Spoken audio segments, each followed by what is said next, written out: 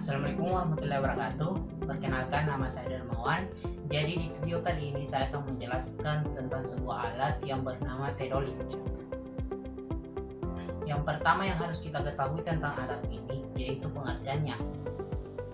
Tedolit merupakan alat sederhana yang termasuk dalam alat optik yang digunakan untuk mengukur suatu ketinggian tanah dengan menggunakan sudut vertikal atau tegak dan sudut horizontal atau mendatar.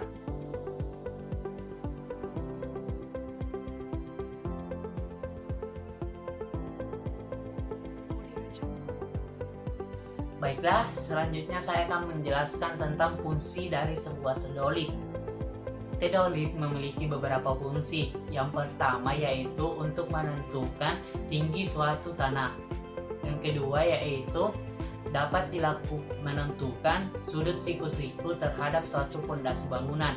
Yang ketiga yaitu dapat mengukur ketinggian suatu bangunan.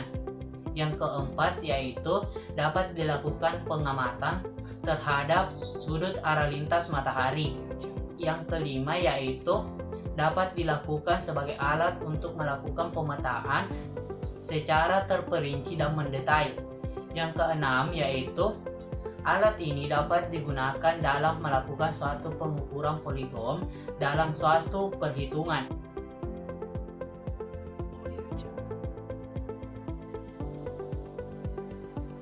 Baiklah, selanjutnya saya akan menjelaskan tentang bagian-bagian dari tedolit serta fungsi dari bagian-bagian tersebut. Yang pertama yaitu pengarah kasar. Pengarah kasar berfungsi untuk membantu pembidik agar dapat mengarahkan teropong kepada target yang akan dituju. Yang kedua yaitu klem pengunci vertikal. Klem pengunci vertikal berfungsi untuk menghentikan pergerakan dari teropong secara vertikal. Yang ketiga yaitu penggerak halus vertikal. Penggerak halus vertikal ini berfungsi untuk menggerakkan teropong secara vertikal, namun dengan pergerakan yang halus. Yang keempat yaitu tempat baterai. Tempat baterai ini berjumlah 4 buah dengan menggunakan baterai A2. Yang kelima yaitu klem pengunci lingkaran horizontal. Klem pengunci lingkaran horizontal ini berfungsi untuk mengunci pergerakan dari alat agar tidak dapat bergerak lagi secara horizontal. Yang keenam yaitu penggerak halus lingkaran horizontal. Penggerak halus lingkaran horizontal ini berfungsi untuk menggerakkan alat secara horizontal, namun dengan pergerakan yang halus. Yang ketujuh yaitu skru pengatur nipo. Skru pengatur nipo berfungsi untuk membantu agar nipo tabung dapat berada di posisi tengah dan juga berfungsi untuk mengatur nipo mata sapi agar bola-bola di dalam mata sapi tersebut dapat berada pada lingkaran tengah pada nipo mata sapi. Yang kedelapan yaitu handle. Handle merupakan pegangan pada alat ini. Yang kesembilan yaitu pengatur fokus lensa okuler yang berfungsi untuk memfokuskan lensa okuler kepada objek yang akan dituju. Yang kesembilan yaitu yang ke-10 yaitu nipo tabung. Nipo tabung ini berfungsi agar dapat menyeterilkan alat tedolit ini agar dapat beroperasi dengan baik. Alat ini dapat beroperasi jika berada pada kondisi yang datar. Apabila alat ini tidak berada pada kondisi yang benar-benar datar, maka alat ini akan mengalami error.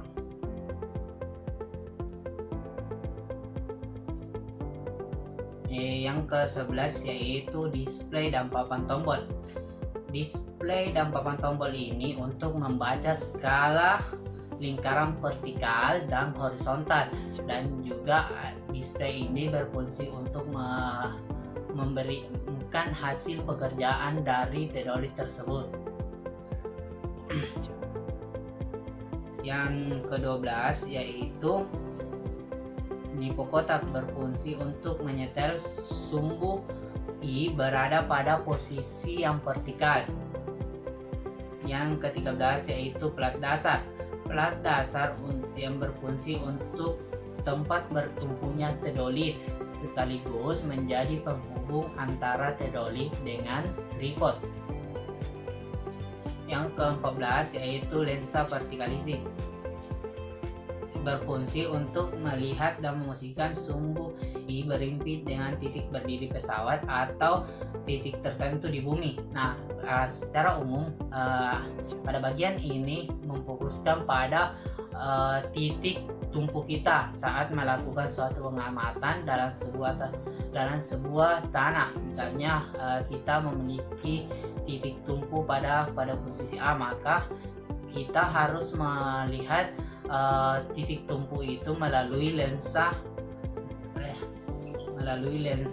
vertikal ini. Lensa vertikal ini dapat dilihat pada bagian samping alat dengan menggunakan sebuah lensa. Lensa ini melihat pada bagian bawah pesawat teodolit untuk melihat objek yang ada di bawahnya sebagai titik tumpu kita dalam melakukan suatu pengukuran. Yang ke-15 yaitu klem pengatur fokus benang. Bagian ini berfungsi untuk memperjelas benang pada lensa yang dilakukan pengamatan, yaitu pada benang atas, benang tengah, dan benang bawah terhadap target yang kita shoot. Selanjutnya saya akan menjelaskan cara menggunakan teodolit dalam melakukan pemetaan.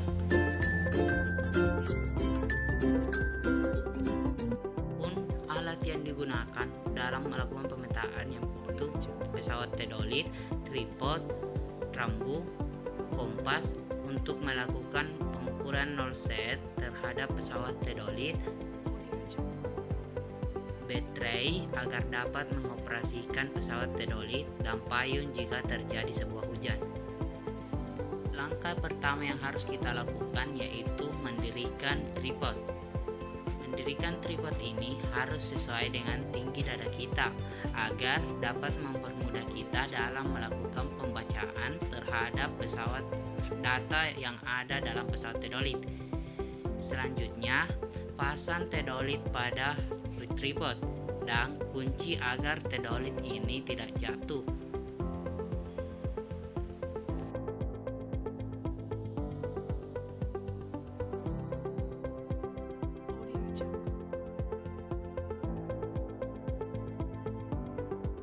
Langkah selanjutnya yaitu kita harus mencari objek atau patok yang kita jadikan sebagai titik tumpu dalam melakukan pengamatan.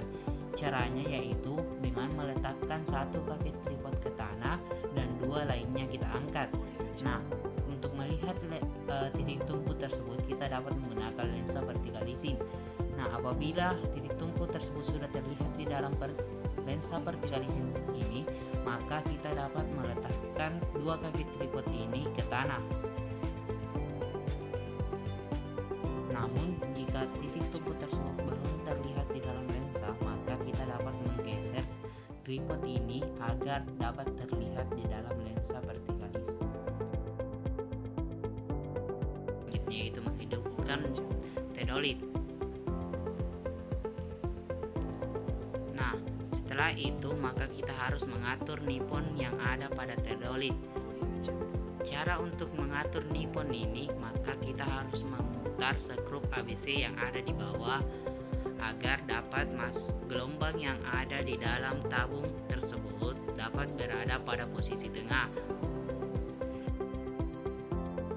Pengaturan nipon ini dilakukan sebanyak 3 kali pada 3 sisi yang berbeda.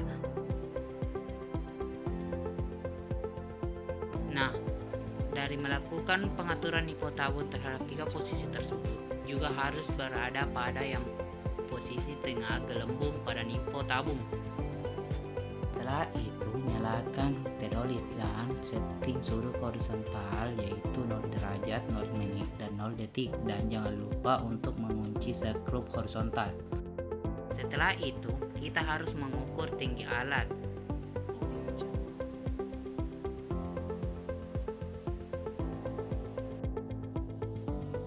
Setelah itu, maka kita akan menshoot titik yang akan kita lakukan pemetaan. Pada titik tersebut kita akan meletakkan rambu dengan tegak lurus.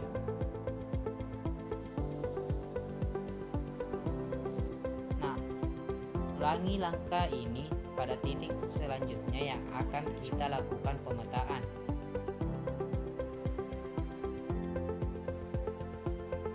Setelah kita melakukan shoot pada titik atau pos yang akan kita petakan, maka tedolit ini akan memberikan data sudut vertikal dan sudut horizontal pada pos yang kita shoot tadi.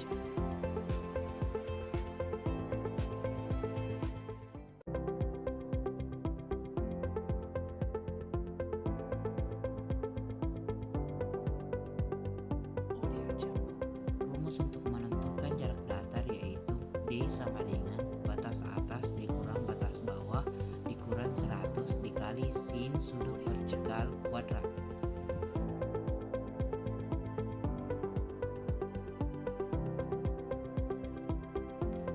Rumus untuk menentukan jarak miring yaitu S sama dengan batas atas dikurang batas bawah dikurang 100 dikali sin sudut vertikal. Sudut vertikal itu adalah sudut yang acuannya mengarah ke atas. Sudut vertikal pada tedolit yaitu 90 derajat.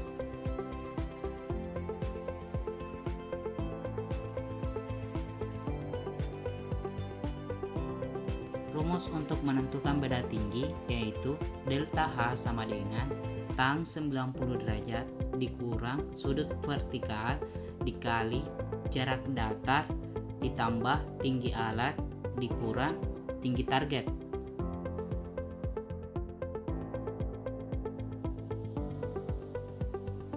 Rumus untuk menentukan koordinat Y yaitu YN sama dengan cos asimut dikali dengan jarak datar ditambah dengan tinggi alat.